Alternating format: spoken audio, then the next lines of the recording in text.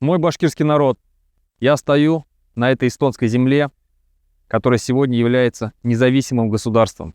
Когда-то она была частью кровавой Российской империи, где стояла зловещая крепость Рогер-Вирк.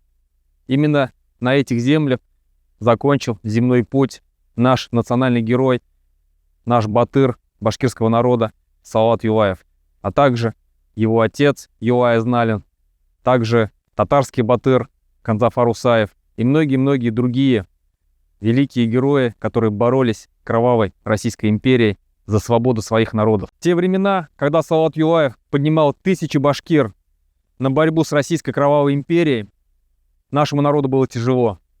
Но сегодня нашему народу не менее тяжело.